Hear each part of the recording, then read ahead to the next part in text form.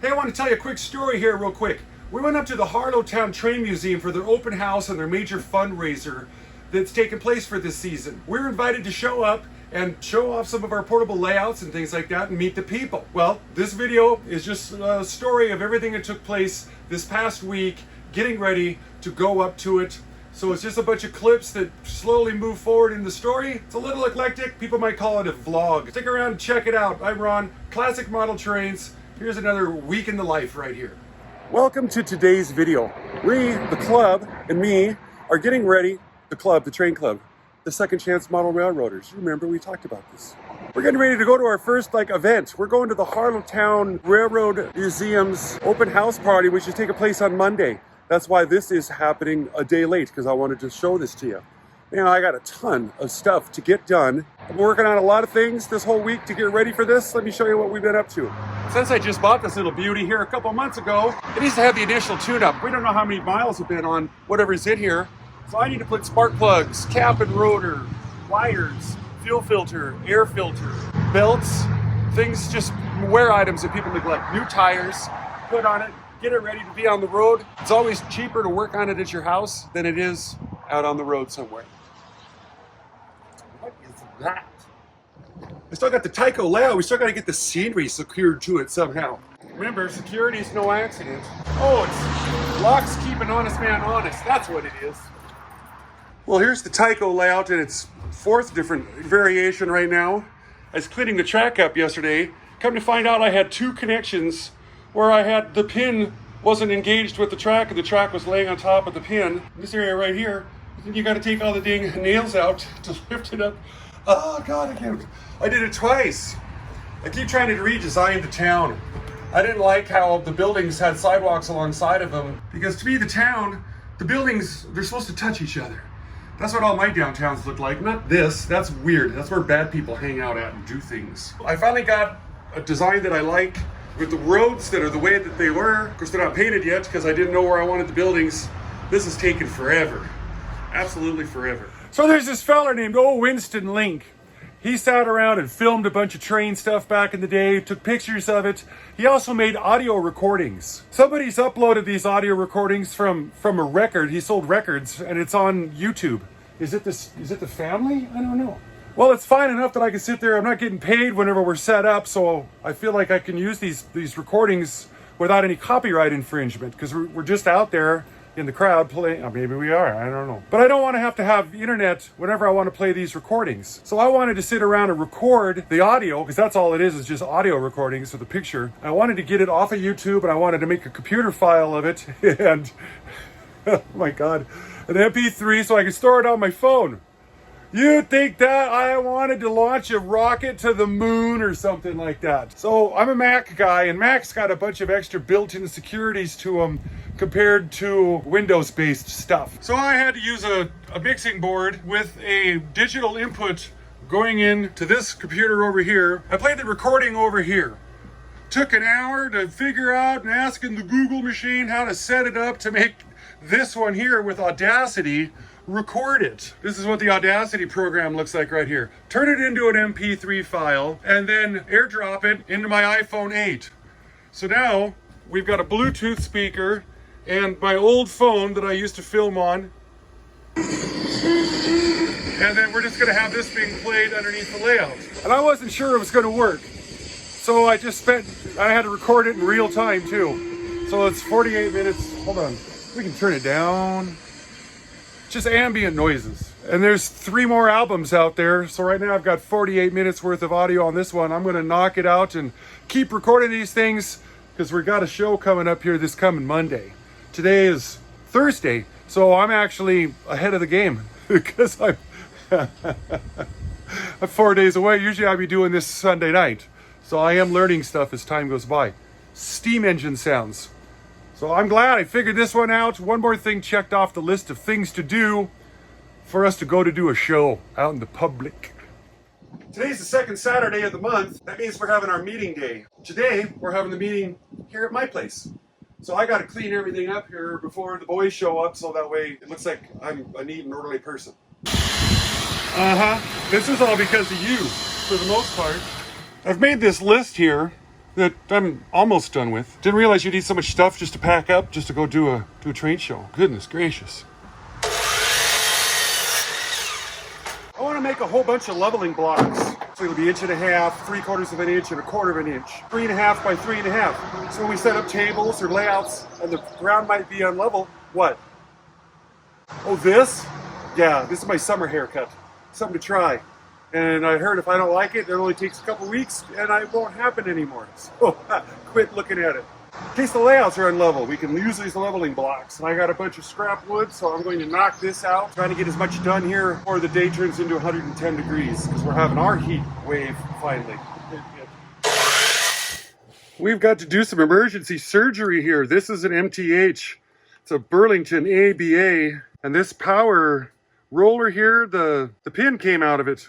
We got to get it back in there and swedge it up a little better. Yeah, it's unfortunate that it did this, and then to get it to, there it is. How are we going to swedge that better though? I think I'm going to use some vice grips. I'm going to come in and see if we can bend over that swedge. Let's get something with a little more meat on the jaw, like this one.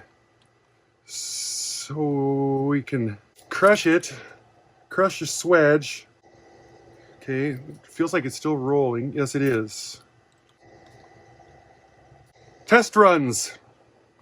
And these little plugs right here, oh my gosh, we went almost insane out there trying to, you gotta get these needle noses in there and plug the cable in, and whew, what a hassle. Here, I'll show you. This is what we've put together so far for our 72-inch radiuses on both of them. We're taking a little break because it's 100 freaking degrees out right now. Dave pulled this out. It's virginal. This will be its Maiden Voyage. And the body for the powered unit, all the little hold downs that hold it down, when I went to pick it up, You broke it. they all broke because the plastic is hard and brittle. So this thing's been in a wreck or been damaged in shipping or something to have that kind of travesty going on. Or maybe it made MTH, don't pick them up by the body. There's a learning curve in here somewhere is what I'm trying to say. There's those little blocks I was cutting up earlier.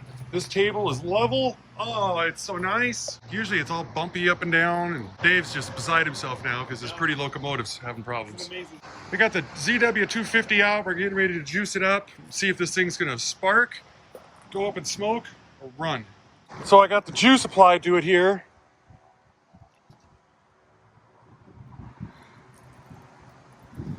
Yep, about 15, 16 volts. Oh! So you got constant track voltage. Do you drive it with your phone?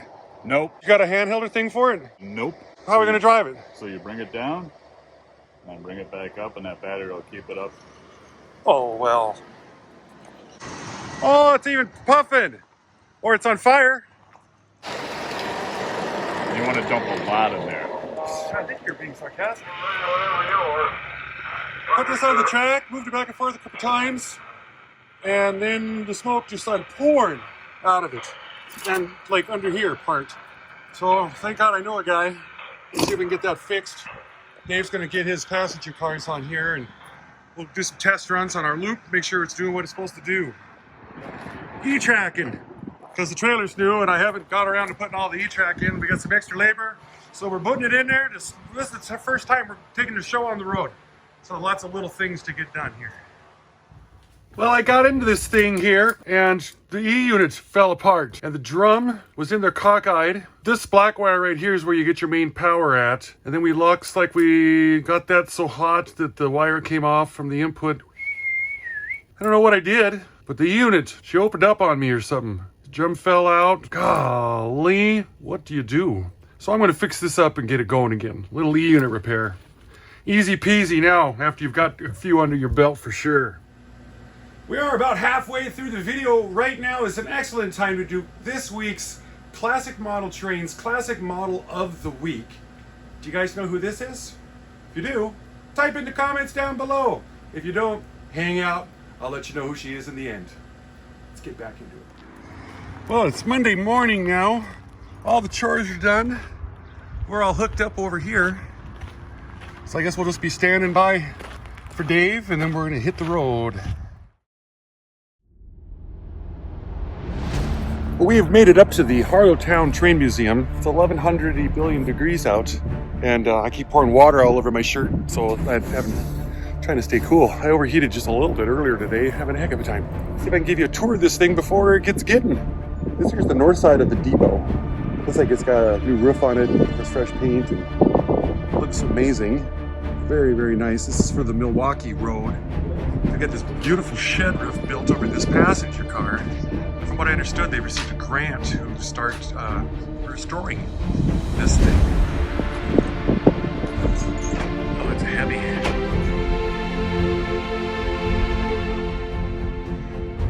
Good Lord. I'm taller than this thing. Well, it's like a little blower right there. It's just used for moving. I suppose this would tell me what it is right here if I take the time to read it. It's a weed burner.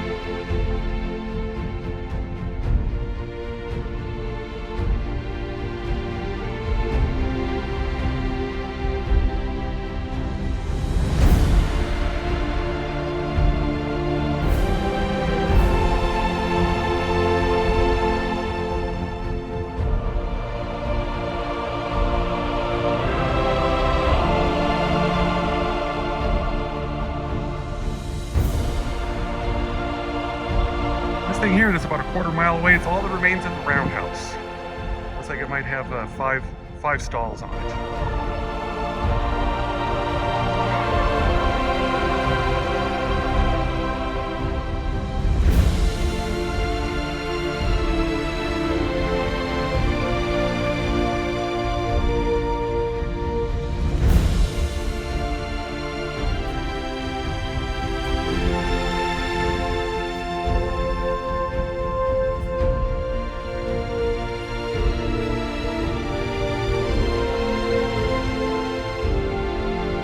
Here's the station that we were at. This was back in the old days. I see 8 lines going right through there.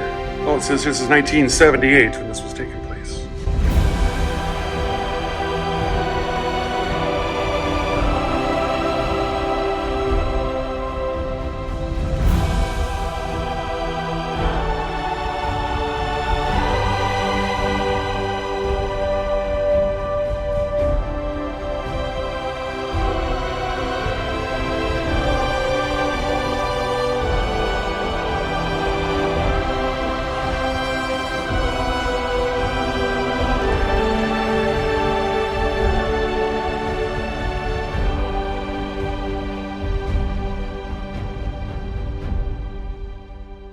Well, I'm up here at Harlowton Railroad Museum. This here's Walt. He's one of the board members. He reached out to me a couple of years ago through the channel, and we become quick friends.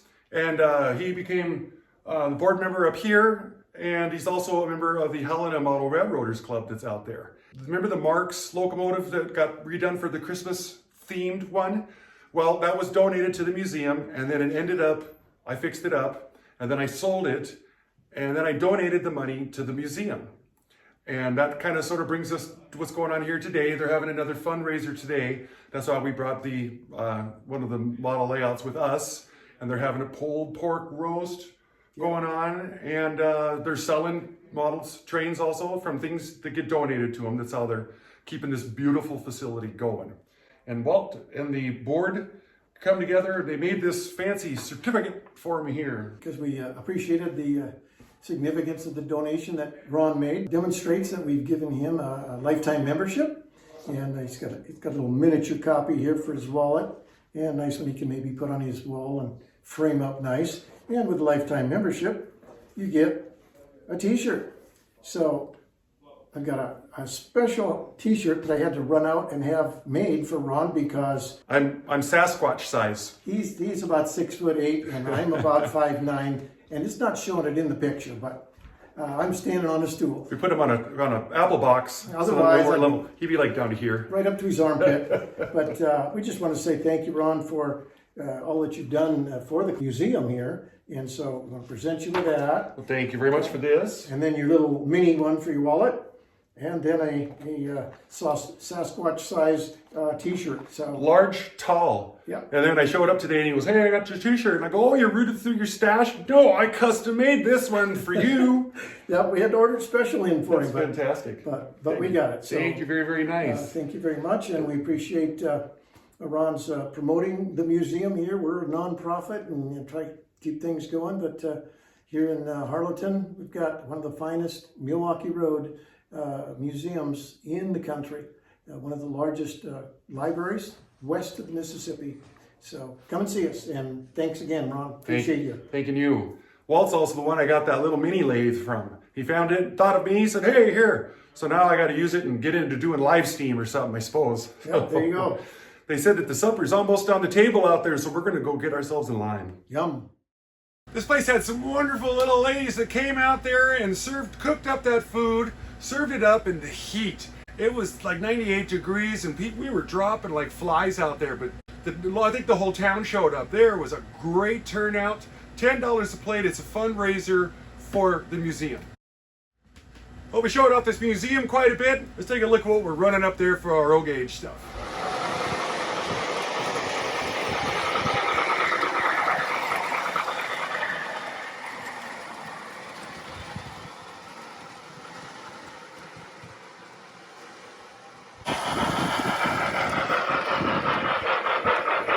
We built the unit on this last night, got it running. Amazing.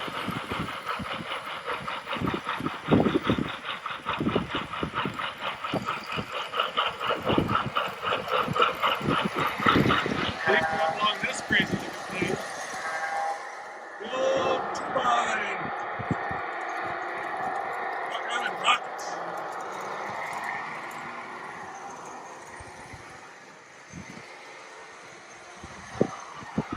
Got ourselves an eastbound and a westbound.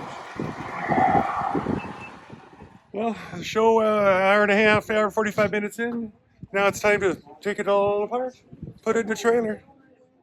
Because everybody's pretty much got their full, and the town came out to see and talk to everybody, and they took off. So, get home tonight, edit this video up so we can get her out as soon as we can. So there's the front story on what took place this last week. Now the back story, the stuff you talk about behind the barn, holy moly. I've never run that new outfit up the highway. So when Dave and me hopped in and got on the road, I had a resting heartbeat of like 120 beats a minute. I was nervous. I didn't know if it was I'd never shook it out. I didn't know if a U-joint was gonna fall out of it or the transmission was gonna fail or something like that. There's a reason why it was in the used car lot. It's a 2000. It pulled it off though. That heat that was happening though, and the stress, and I couldn't eat. By the time we got up to Harlowton, I think they call it heat stroke. I don't know. But I had to sit inside that air-conditioned building for like an hour, just pouring water on myself to try to feel better. It's just, I can't believe this is happening. Dave got the layout set up on his own. Thankfully, everything kind of worked out. On the flip-flop, we got back in just a little bit before completely being dark. Dave told me he had the heat thing going on too, and he was feeling kind of ill. So, jeez, are we out of shape or what? Golly. Dave never did run that Burlington set up there because I guess he was mad at it. And another problem is that he had 2 cars that were heavyweights, 2 cars that were lightweights of different eras, like 40 or 50 years of a gap in between them. And then 3 cars that were like for steam. They were painted green and they were heavies. And it didn't work out. So we switched it out and he ran that Rock Island Rocket is what that thing was called. He's had that thing brand new for years. This is the first time he's ever seen it go around in a circle. He drove it back and forth on his piece of straight track a little bit. A lot of his collection's brand new, never been run. So he enjoyed seeing it on the track finally. Spent a whole day trying to make those sound effects with the MP3s, with the cell phone and the Bluetooth speaker. The O-gauge stuff makes enough noise on its own. Golly, those things were both loud, honking around the track, and it's just like, HO. I guess DC stuff would work good with that for making some ambient sounds, but 3-rail O, loud, oh my. Things are learned. When you go shopping for the largest trailer you can find, 8.5 foot wide, and it's like 8, well, I can stand up in it and barely touch the ceiling. Oh, I about put my hand in the fan. And then 20 feet long, looks like a brick behind this Tonka truck of a Tahoe. I should have bought a diesel. Went.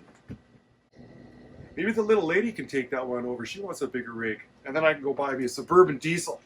I don't know how you guys made it through the 70s with no diesel trucks. How'd you tow anything back then? Never pulled the Tyco layout out because I was so sick I didn't know if I was going to make it through the day, how I felt about when it come time to take everything down. We just wanted to make it nice and simple, so we just did the O-gauge layout out there. I want to thank all the 33%ers for hanging out with us today on this little video vlog here. We'll get back into doing some more traditional stuff here for next week's video. It took like all summer so far to get this prepped and ready to go to do this one show. It's been taking up a lot of my extra time and my primary time and my nighttime eating time. Our classic model of the week, Tuesday Weld, from the Debbie Gillis show, is that right? I was talking to a fella here this past week and he said, you should use that one. I'm like, I'll take it because I have a hard time trying to find these older classic model gals. So I'm Ron with Classic Model Trains. Thanks for hanging out with me. Bye-bye.